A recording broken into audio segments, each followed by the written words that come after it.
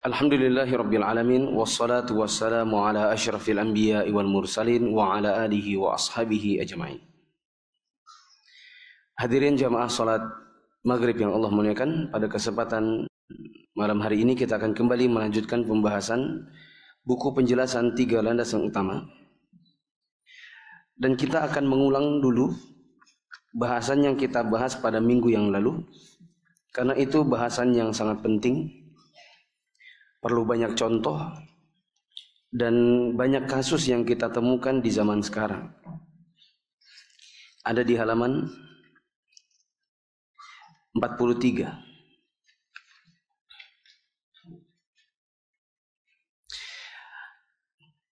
Yang kita bahas pada pertemuan yang lalu, pertama, bahwa konsekuensi dari seseorang mengatakan dia cinta kepada Allah, beriman kepada Allah dan cinta kepada Rasul adalah dia harus memiliki yang namanya cinta karena Allah, benci karena Allah kepada orang lain. Dan konsekuensi dari memiliki cinta dan benci karena Allah, salah satunya adalah dia haruslah menjaga dirinya dari hal-hal yang dilarang oleh agama berkenaan dengan orang-orang kafir. Nanti akan saya sebutkan contoh-contohnya apa saja yang dilarang bagi seorang mukmin kepada orang kafir. Sembari juga sudah disebutkan pada pertemuan yang lalu apa-apa yang diperbolehkan. Karena kita tidaklah dikatakan harus memusuhi mutlak orang-orang kafir. Ya. Coba kita baca di halaman 43. Menjauhi loyalitas kepada orang kafir adalah memiliki ganjaran-ganjaran di sisi Allah. Yang pertama, Allah akan mengokohkan iman seseorang. Yang kedua, Allah akan memberikan kekuatan kepada mereka di dunia. Allah akan masukkan mereka ke surga. Allah akan ridhoi mereka. Dan Allah akan masukkan dia ke dalam golongannya, yaitu golongan yang beruntung. Kapan itu terjadi? Manakala kita menjauhi loyalitas kepada orang kafir. Dan sudah saya contohkan pada temuan yang lalu, di antara contohnya adalah tidak ada yang namanya tolong-menolong dalam masalah agama. Tidak ada toleransi dalam yang sifatnya ibadah dengan orang kafir.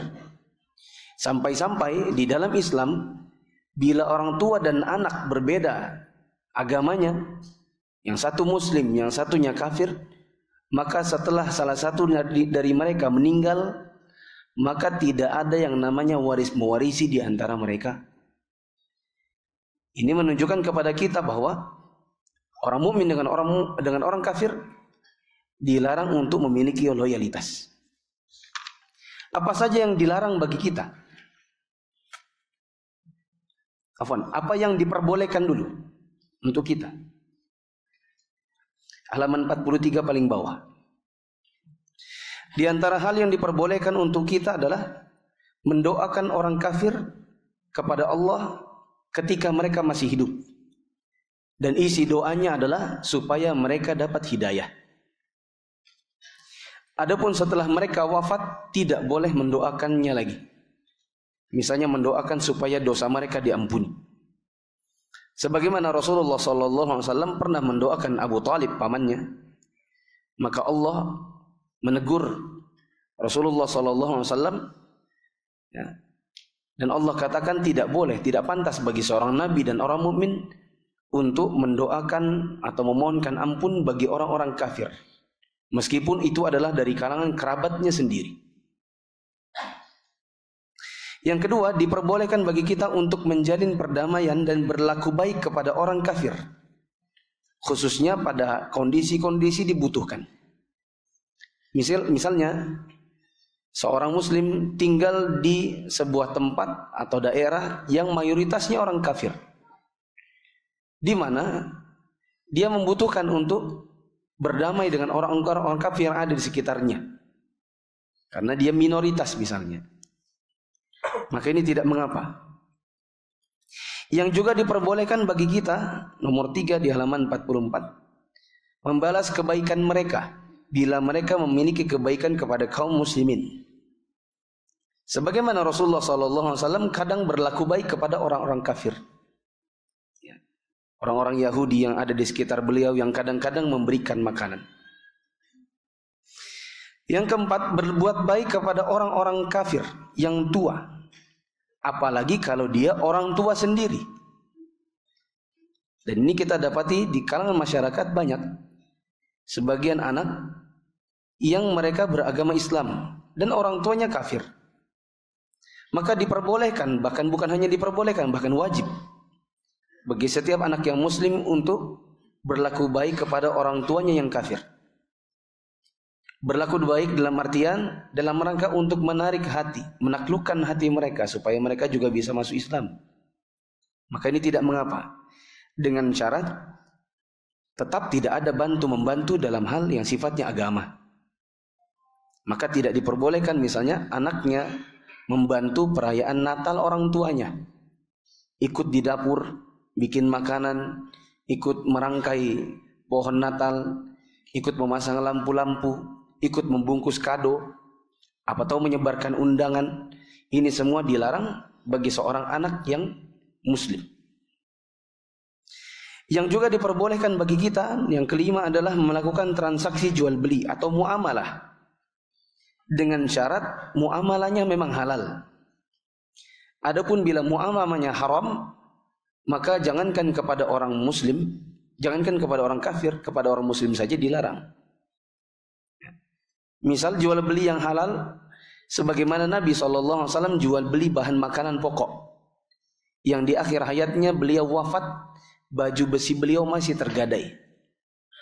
Jual beli kredit dengan orang Yahudi, makanannya tunai, beliau bayar belakangan, dan sebagai jaminan dijaminkan baju besi beliau. Ini menunjukkan bolehnya bermuamalah dengan orang kafir selama muamalahnya halal. Contoh yang lain misalnya di zaman setelah perang Khaybar, ditaklukkan negeri Khaybar atau tanah Khaybar.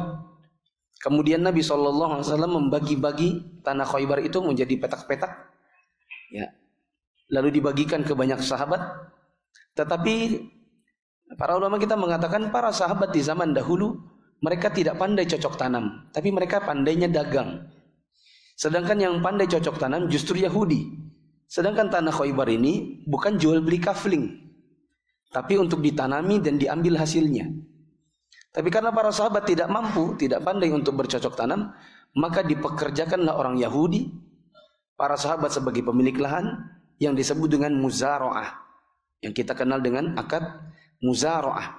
Orang Yahudinya sebagai pekerja, pengelola lahan, dan para sahabat sebagai pemilik lahan. Kapan datang hasilnya, kemudian dibagi di antara mereka dengan prosentase. Yang kita di dalam fikih muamalah kita kenal dengan akad apa tadi? Apa? Muzara'ah. Coba bilang muzara'ah. Ya, yaitu akad kelola lahan. Ada yang memiliki lahan, ada yang mengelolakannya. Kapan ada hasilnya, dijual misalnya, lalu kemudian dibagi sesuai dengan prosentase yang disepakati. Nah, adapun jual beli yang sifatnya haram, saya katakan tadi jangankan kepada yang kafir, kepada yang muslim saja tidak boleh. Misal, kita jualan buah, kebetulan dengan partai besar.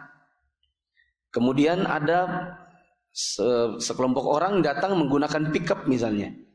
Dia ingin membeli anggur kita dalam jumlah banyak. Ya. Dan kita lihat misalnya pickupnya itu ada label minuman khamar. Ya. Kalaupun seandainya yang memiliki orang muslim, maka jual beli kepada mereka hukumnya haram. Apatah lagi kalau yang memiliki orang kafir. Contoh yang lain misalnya jual beli pisau di masa ada kerusuhan. Ya. Lagi ada kerusuhan kampung, antum memang pedagang gerabah, di antaranya yang antum jual adalah pisau. Ada orang mau borong pisaunya. Ya. Ini kayaknya ini mau dibuat apa? Buat bacok-bacokan. Ya, maka jangankan yang beli orang kafir, muslim saja tidak boleh. Maka sebagaimana yang saya sebutkan pada pertemuan yang lalu, bila jual belinya halal, pada hukum asalnya halal, maka kepada orang kafir pun halal. Bila jual belinya haram, maka kepada orang muslim saja pun haram. Yang keenam adalah menikahi wanita ahli kitab. Diperbolehkan bagi seorang muslim untuk menikahi wanita ahli kitab. Ahli kitab itu adalah Yahudi dan Nasrani. Coba taruh di bawah. Ahli kitab itu adalah Yahudi dan Nasrani. Mereka dinamakan ahlul kitab karena mereka dahulu juga diturunkan kitab dari Allah. Kitab-kitab samawi. Orang-orang Yahudi diturunkan kitab apa? Orang Yahudi dikasih kitab apa? Taurat. Kalau orang Nasrani, Injil. Dikarenakan mereka juga memiliki kitab yang datang dari Allah, lalu kemudian mereka menggantinya, mereka disebut dengan ahli kitab. Orang-orang yang diberi kitab terdahulu sebelum datangnya Al-Quran.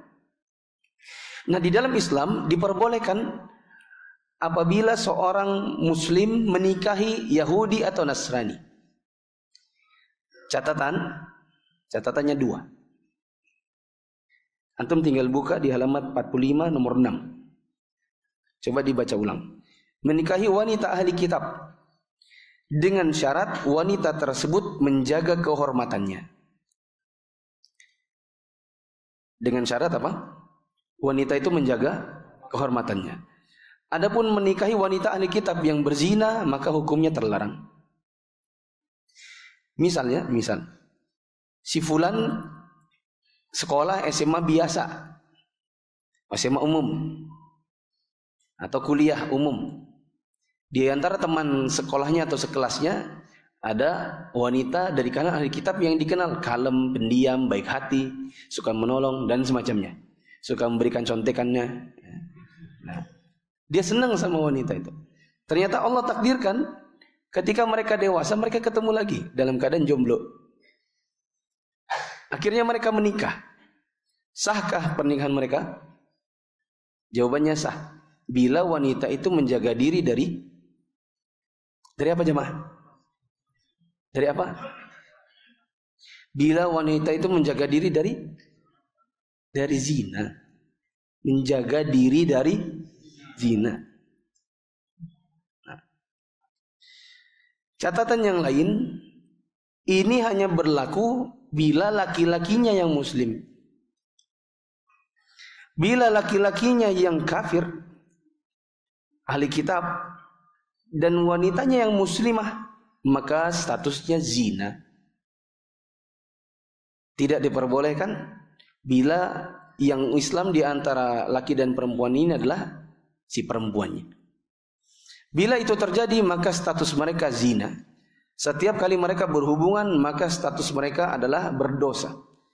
Bila ternyata lahir anak, maka anak ini nasabnya kepada ibunya dan bukan kepada bapaknya. Bila lahir anak, nasabnya kepada siapa? Saya tanya jamaah tolong menjawab. Bila lahir anak, nasabnya ke siapa? Ibunya, bukan kepada bapaknya. Konsekuensinya bila bapak kafirnya ini wafat misalnya, maka jelas tidak ada waris mewarisi di antara si bapak kafir ini dengan anaknya. Yang kedua, bila ternyata anaknya anak perempuan, maka setelah anaknya dewasa tidak bisa dinikahkan oleh bapaknya yang kafir itu. Ya. Jadi yang menikahkan nanti siapa? Kok ibunya? Mana ada yang menikahkan ibunya? Siapa yang menikahkan? Wali hakim. Gak bisa kalau dari pamannya ibunya, pamannya dari ibunya, bisa nggak? Kenapa nggak bisa? Atau kakeknya deh, kakeknya dari ibunya, bisa? Kenapa tidak bisa? Apa? Coba yang bisa jawab, saya kasih buku. Ada? Apa Pak? Bukan nasab daripada si anak. Iya, dia kan anak zina, dia nggak dinasabkan pada bapaknya. Ya sudah, kalau gitu nasabnya kan pada ibunya. Nah, yang nikahkan dia bisa nggak kakeknya dari ibunya aja? Hah? Harusnya wali hakim. Ya udah, bisa nggak kalau kakeknya aja? Dia kan punya kakek, yaitu mamanya, bapaknya mamanya. Kan nasabnya kepada mamanya. Mamanya punya bapak, nah kakeknya dari mamanya nggak bisa. Wali hakim. Iya wali hakim. Kenapa nggak bisa dari kakek? Kakeknya sebagai wali hakim kakeknya.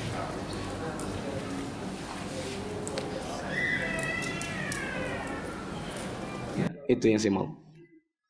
Karena yang namanya wali nikah itu tidaklah datang kecuali dari jalur bapak. Dan karena dia tak punya bapak, itu kan bapaknya berarti dianggap orang lain, dianggap batu. Ya, dikarenakan ya bapaknya tidak dianggap karena dia tidak punya nasab.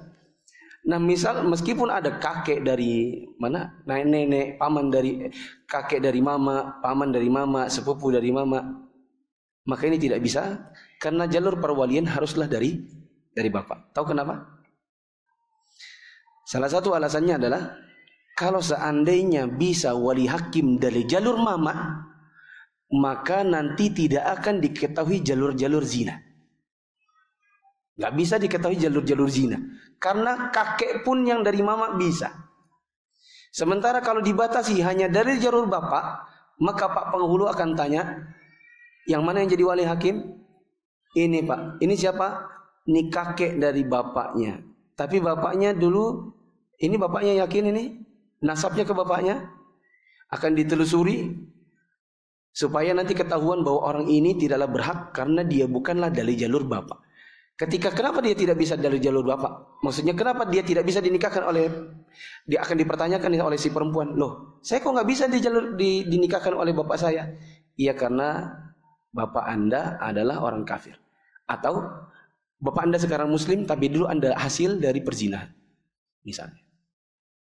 Itu adalah dalam rangka membatasi orang-orang yang, salah satu hikmahnya akan terbatasi orang-orang yang berzina. Dia tidak akan bisa mengelabui statusnya. Dibolehkan juga untuk memakan hasil sembelihan mereka, yaitu bila mereka membaca bismillah. Bila mereka membaca bismillah. Nah, masalahnya ada nggak? Ada nggak orang kafir bilang bismillah zaman ini? Saya belum tahu ada ketemu yang bilang bismillah. Tapi seandainya ada tetangga kita orang kafir kasih kambing, kita tanya dari mana nih? Dia bilang nyembelih sendiri. Jangan khawatir, saya sudah bismillah. Ya. Bila itu dia lakukannya ya sudah, berarti halal. Ya. Dan memang ada khilaf di antara para ulama bagaimana kalau seandainya ahli kitab ini tidak membaca bismillah. Saya pribadi sejauh ini lebih mengambil pendapat yang mengatakan tidak bisa. Jangankan kepada orang kafir, orang muslim saja nyembelih tanpa bismillah, saya lebih pilih pendapat yang mengatakan status sembelihnya bangkai. Apalagi orang kafir tanpa bismillah. Meskipun ada khilaf di antara para ulama. Bagaimana kalau kita diberi makanan tapi kita tidak tahu apakah dia nyembelih sendiri ataukah dia beli di pasar? Maka jawabannya, tahu usah ditanya. Nggak usah tanya-tanya, ini nyembelih sendiri, baca bismillah atau enggak? Ya. Kalau dikasih, maka bentuknya apa? Ya. Coba dilihat nih, antum dikasih makanan oleh orang kafir. Maka ada beberapa keadaan. Satu, makanan itu diberikan sebagai bahan makanan perayaan hari rayanya. Apapun bentuknya, misalnya Black Forest, dia bukan sembelihan. Black Forest sembelihan kah? Kecuali Black Forest kambing, bila ada. Tapi Black Forest kan tepung, mentega, bubuk kakao, ya kan? Bila ini bukan sembelihan, tetapi dibuat dalam rangka perayaan hari rayanya, maka tidak boleh. Anggaplah misalnya lagi ada orang Hindu ngasih antum nasi tumpeng. Yang tumpeng itu diadakan untuk perayaan hari raya mereka, maka tidak bisa dimakan. Karena ini makanan yang dibuat untuk kesyirikan. Paham? Kedua, makanan umum yang bukan hari rayanya. Misalnya ngasihnya tanggal 3 Maret. Kalau 25 Desember nih, kaya-kayanya apa? Naga-naganya apa nih? Makanan Natal, ya kan? Ya. Ya sudah, yang hari raya yang lain. Ya, hari lain, misalnya hari biasa. Tiba-tiba ada anaknya tetangga. Kita tahu nih anak tetangga orang Nasrani misalnya. Kok dia bawa makanan? Ya. Maka bolehkah kita makan? Dibagi lagi menjadi beberapa keadaan. Bila makanannya adalah makanan umum yang bukan sembelihan, misalnya aja kolak pisang, maka boleh dimakan. Black Forest tadi, karena dia bukan sembelihan, maka boleh dimakan. Dan tidak usah tanya-tanya ini dalam rangka apa. Paham ini jemaah? Taruh dulu, antum saya berapa kali nanya antum gak ada yang jawab. Coba minta air. Ini saya yang perlu minum atau antum yang perlu minum? Bukan.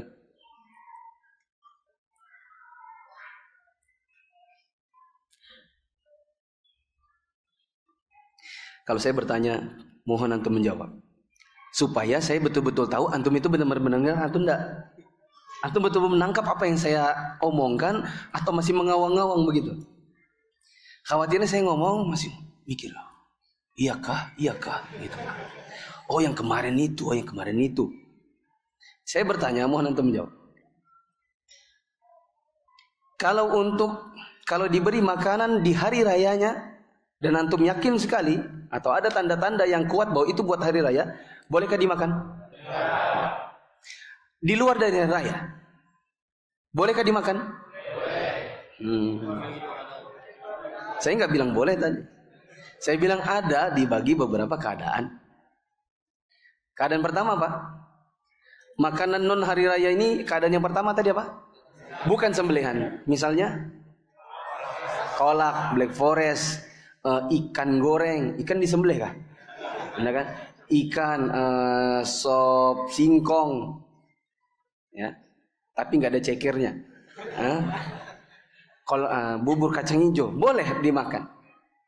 Sebagaimana Nabi SAW pernah dibawakan oleh orang Yahudi makanan sop kambing lagi, dan isinya rupanya ada racunnya.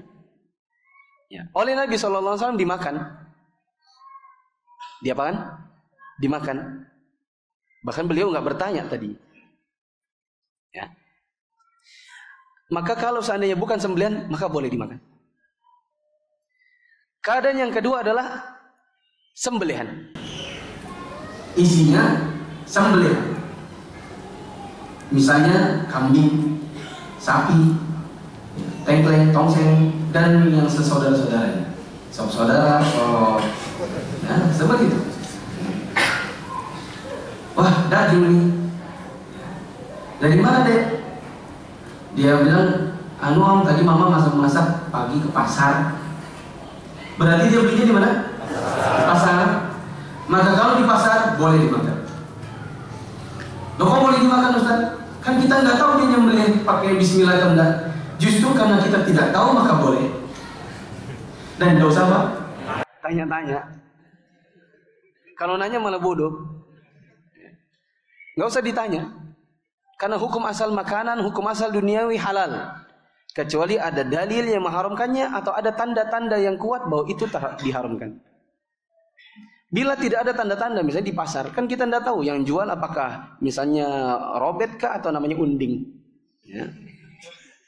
Mau orang Bugis kah, mau orang Jawa kah, mau Islam kan, kita tidak tahu. Pokoknya di pasar ada orang jualan misalnya ceker, ada orang jualan kambing, dijadikan oleh orang Nasrani tetangga kita ini sebagai makanan, dikasih makan aja. Keadaan yang ketiga, sembelihan dan dia bilang dia sendiri yang nyembelih. Dia sendiri yang nyembelih. Dia bilang, ini dari mana dek? Om, tadi bapak pagi hari potong kambing. Potong kambing. Bolehkah dimakan? Jawabannya? Ada khilaf antar siapa dengan siapa. Bolehkah dimakan? Satu, bila dia bilang dia yang nyembelih dan dia bilang dia tidak baca bismillah, haram. Bila dia bilang dia baca bismillah, maka halal. Bila nggak tahu, berarti ada khilaf ulama. Nah, di dalam khilaf ulama ini juga bagaimana? Sebagian ulama menghalalkan, sebagian ulama mengharamkan. Jadi bagaimana? Kalau berarti kan antum ragu berarti. Duh, dia nyembelih katanya sendiri. Bismillah atau enggak saya enggak tahu. Tadi enggak ngomong lagi dia. Ya. Kalau katanya ustadznya enggak usah ditanya-tanya. Jadi gimana? Bagi yang mengatakan halal, silakan. Bagi yang mengatakan haram, enggak boleh dimakan. Bagi yang ragu, Hah? Kalau seandainya ragu-ragu, maka da'ma yaribuk ila ma la yaribuk. Tinggalkan yang ragu-ragu menuju yang tidak ragu-ragu. Kalau begitu, antum kasih makanan itu kepada yang bisa memakannya dan orangnya butuh makanan itu. Misalnya kalau isinya ada nasinya, kalau nasi kan bukan sembelihan kan, nggak ada sembelihan nasi, maka nasinya boleh dimakan, tempenya boleh dimakan, pisangnya boleh dimakan, nasi kambingnya itu kasih ke tetangga yang miskin, yang nggak punya makanan, antum kasih kambingnya. Kalau bisa yang tadi tempe, pisang dan nasinya kasih juga sekalian, nggak usah antum korting-korting. Nanti apa nih Pak? Kambing, aduh kambing tok makan kayak apa? Maka sekalian kasih sekotak-kotaknya. Kalau ragu. Kalau isinya ayam bagaimana? Ayam sembelihan bukan? Sembelihan. Jadi dia apakan? Kasih kucing. Kasih kucing. Dan fatwa para ulama yang mengatakan kasih kucing ini bukan saya yang ngomong. Saya banyak mendengarkan para ulama demikian. Mereka katakan kasih kepada binatang. Dan saya anggap kalau dia ayam, kasihnya ke siapa? Kalau di negeri kita ya kucing. Gitu.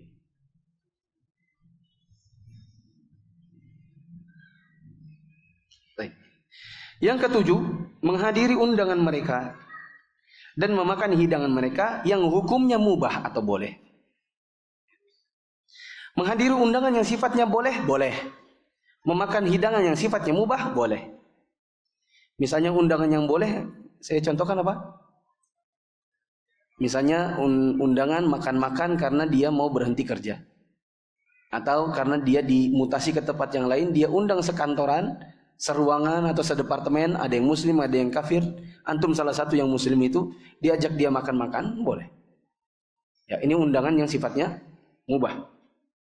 Contoh yang lain misalnya memakan hidangan yang halal. Misalnya dia bikin acara pernikahan. Pernikahannya misalnya di gedung atau di ballroom sebuah hotel. Ya. Dan kemudian di situ ada kue, ada nasi yang dia pesan dari hotel. Maka kita boleh memakannya. Tapi yang hidangannya haram maka haram. Misalnya apa kemarin? Anjing guling, sate cicak dan yang semacamnya. Ya. Bila ada. Ya. Babi apa ya? Babi rica-rica, asam manis. Maka boleh. Kok boleh? Haram.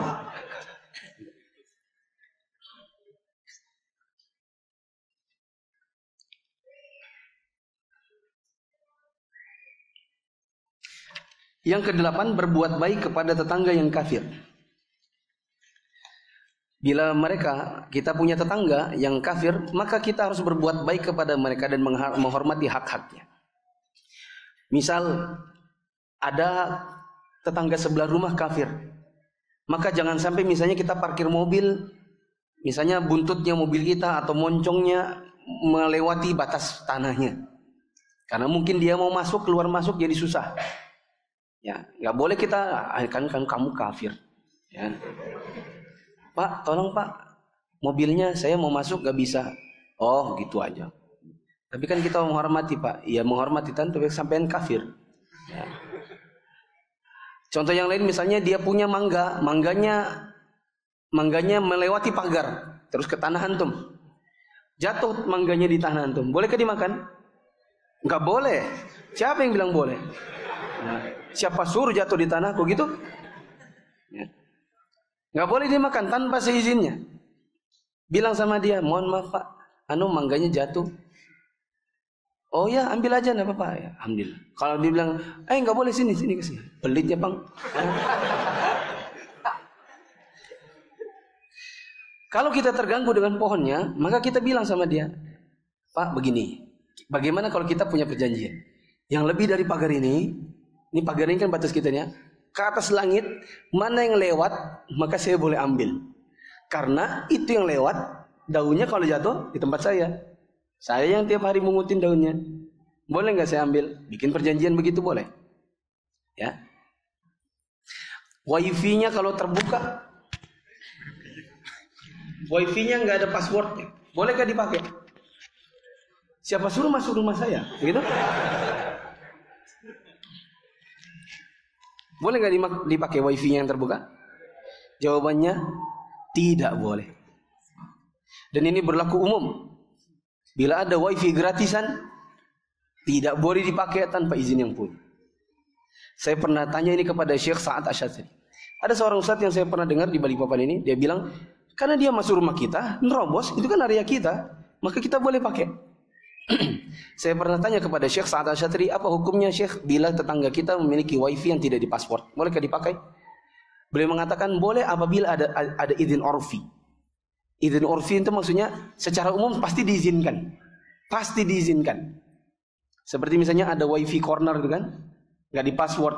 Secara umum pasti diizinkan. Bila memang pasti diizinkan, maka silakan pakai.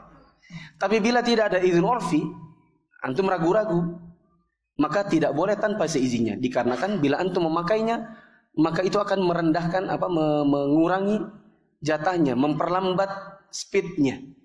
Kalau seandainya itu limited, maka antum mengambil kuotanya tanpa haknya. Ya, antum melanggar yang bukan hak antum ambil. Ya. Contoh yang lain misalnya memberi mereka makanan. Ya, tukar-tukaran apa? Makanan. Kadang antum kasih dia roti, dia ngasih antum kolak, dia besok-besok ngasih antum apa. Ini boleh dengan syarat jangan sampai kita dengan dia kayak teman akrab. Misalnya teman kita, istri kita dengan istrinya tiap hari ngecek ngobrol. Ya. Maafin sih. Anu ngobrol sama ibu Anu gitu. Ya, tapi kan dia orang kafir. Khawatirnya nanti kamu cerita-cerita isi rumah. Ya, ibu-ibu itu kan kayak gitu kan. Kalau lagi seru-serunya isi rumahnya diceritakannya juga kan. Gitu. Suamiku tuh, gitu ya. Nah.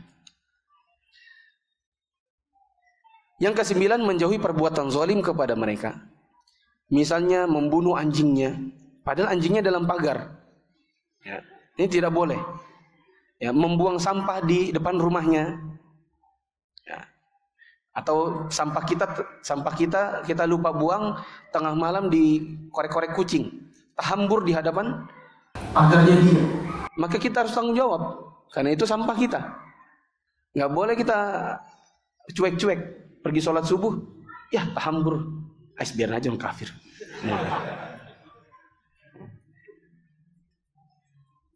Nah, ini diantara hal-hal yang diperbolehkan bagi kita untuk kepada orang kafir. Maka diantara hal-hal yang dilarang, berarti bisa dicatat ya. Di halaman 46 kan banyak yang kosong.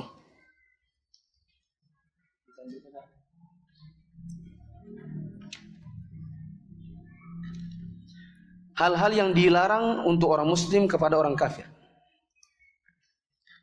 1,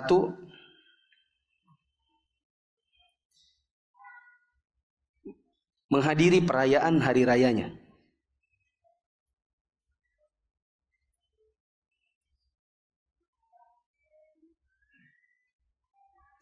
Yang kedua,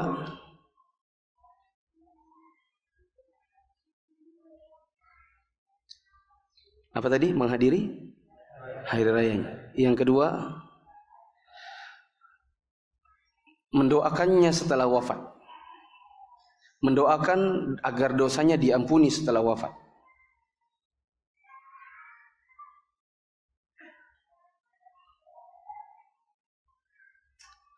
3,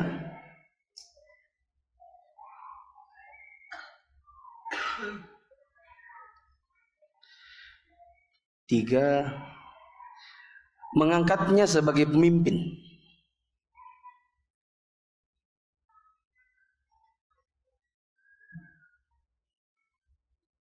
4,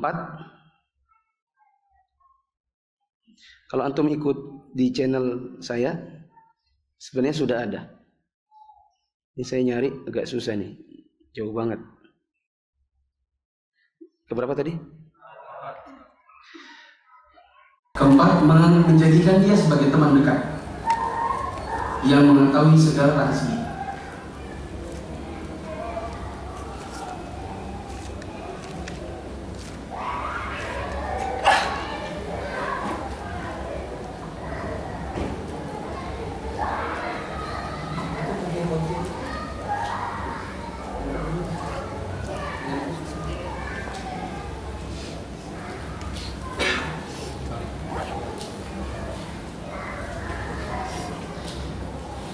Satu tadi apa?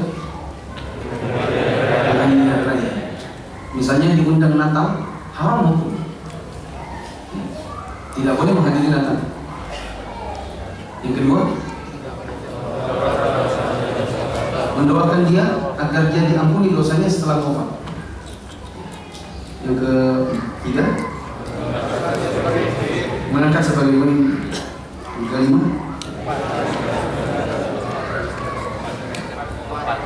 menjadikannya sebagai teman dekat yang apa? Yang mengetahui segala rahasia. Yang kelima, belum? Ya catat. Yang kelima,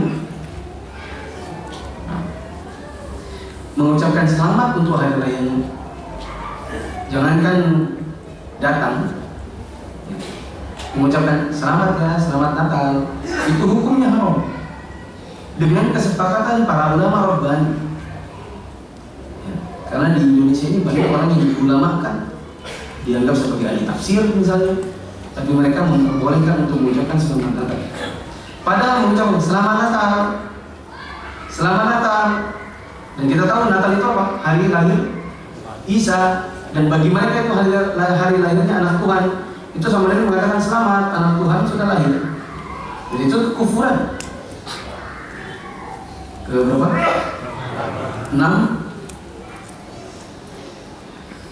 Meniru gaya mereka. Meniru gaya mereka. Seperti misalnya gaya rambut. Rambut koza, rambutnya para pemain bola. Ada pemain bola dibotak pelontos habis, cuman tinggal depannya doang rambutnya. Ya. Maka jadilah tahun berapa itu? Rame. Rambutnya si Ronaldo gitu kan. Yang perempuan kamu kalah, Ronaldo Wati. Nah, ikut-ikut juga.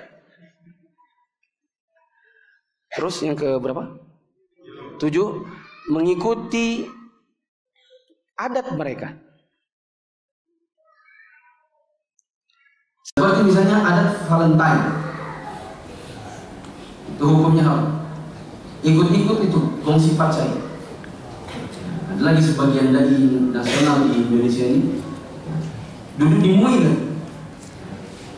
Di Instagramnya di mana ada bikin apa kayak gini, apa? Kayak gini ya? Gini kan gimana ya? Gini kan? Kongsi pacai. Ya. Itu hukumnya haram dan jangan diikuti. Yang ke-8, safar ke negeri mereka tanpa kebutuhan. Safar ke negeri mereka tanpa kebutuhan. Misalnya jalan-jalan ke Paris, jalan-jalan ke Amerika, jalan-jalan ke Eropa, hukumnya haram loh.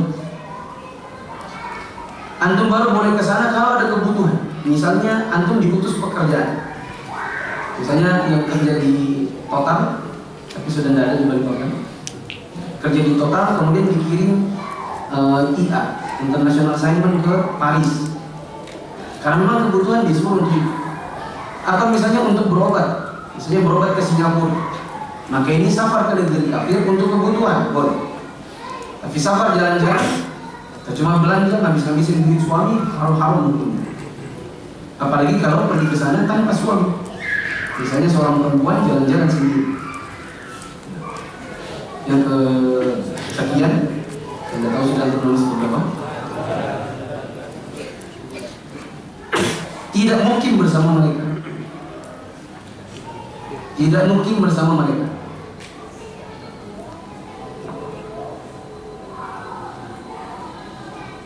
Misalnya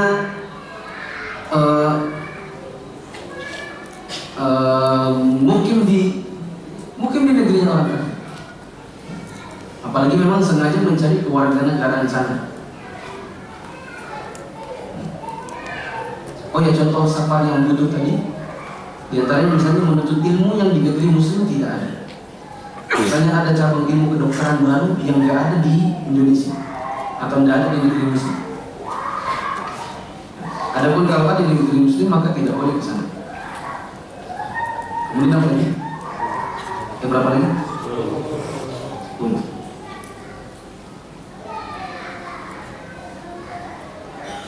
Masih banyak ya.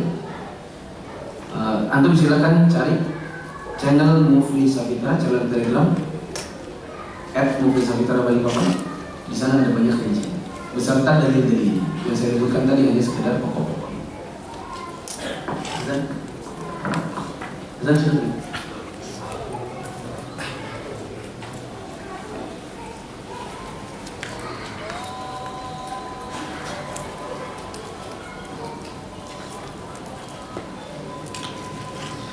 Ustadz mau bertanya, dahulukan mana?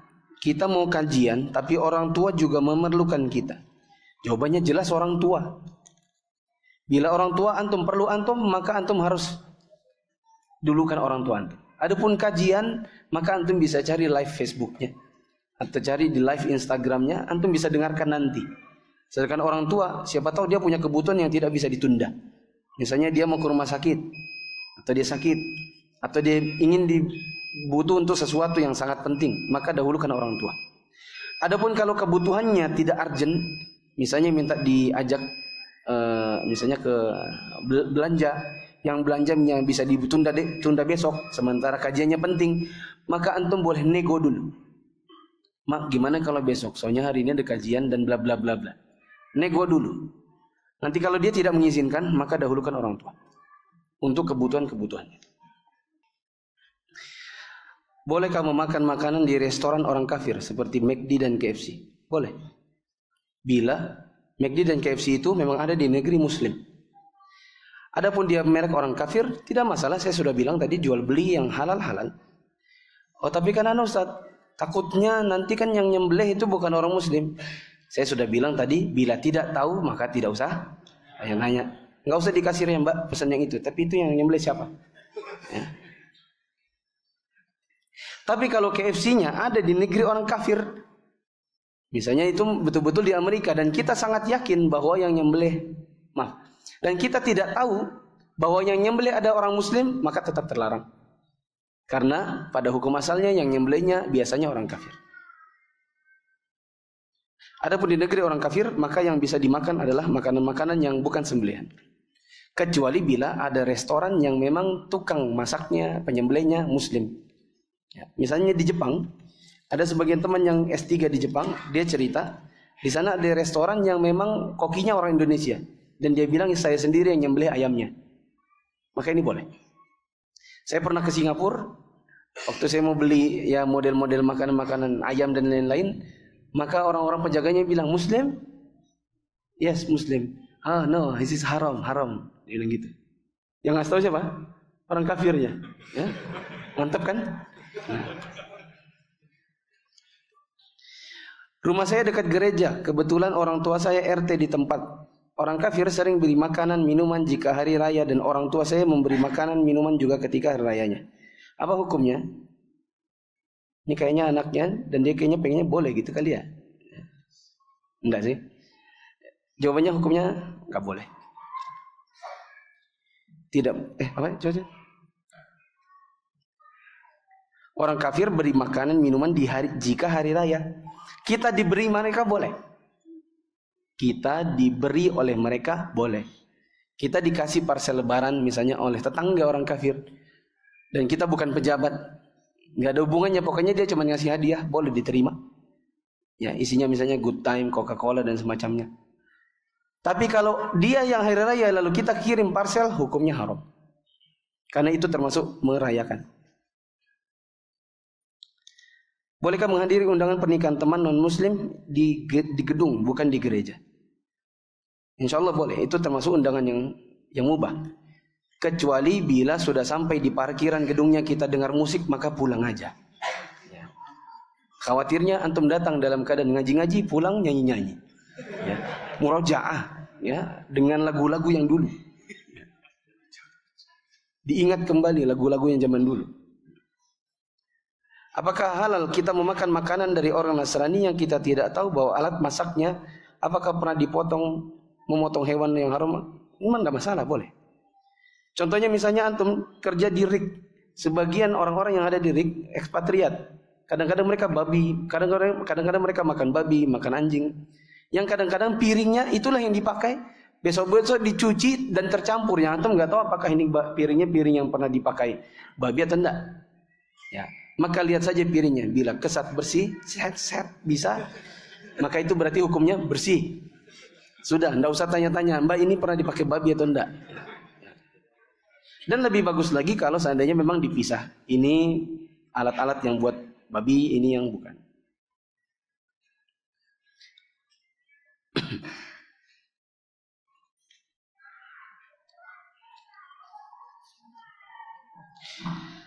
Apabila ada orang kafir pinjam kursi untuk ritual ibadah kepada Pak RT, kursinya milik bersama masyarakat. Tapi sebelum pinjam izin dulu ke Pak RT. Apakah Pak RT berdosa karena memberi izin? Itulah susahnya jadi RT. Ya.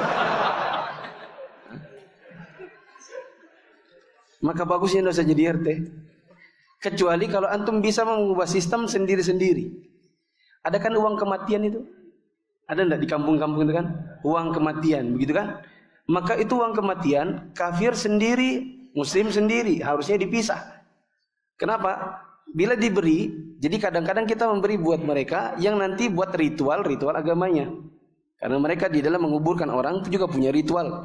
Buat nyewa pendetanya, buat baca-bacanya, buat beli peti kemas. Peti apa? Peti mayat dan lain-lain. Maka kalau bisa dipisah, bila antum bisa punya kekuatan untuk itu. Bila tidak, maka bagusnya tidak usah jadi RT. Jadi masyarakat aja.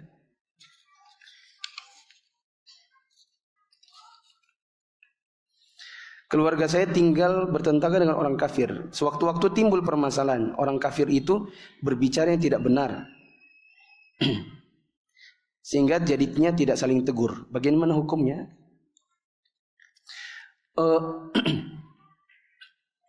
Sebenarnya dimulai dari manajemen konfliknya dulu. Jangankan kepada orang kafir, kepada muslim saja kita dituntut untuk ketika ada masalah itu dibicarakan. Ya. Kalau saya di posisi itu, ada orang tetangga kafirkah, muslimkah, dia berbicara sesuatu memfitnah, maka saya datangi. Tak datangi, Bapak bilang apa? Kepada siapa? Lalu saya klarifikasi. Bila dia sudah tahu bahwa dia telah memfitnah, maka saya akan minta, saya akan tuntut Bapak untuk mengklarifikasi kepada siapapun yang Anda ceritakan. Bila tidak, ya sudah, saya tunggu di akhirat. Gitu. Subhanakallahumma wa bihamdika asyhadu an la ilaha illa anta astaghfiruka wa atubu ilaik. Wassalamu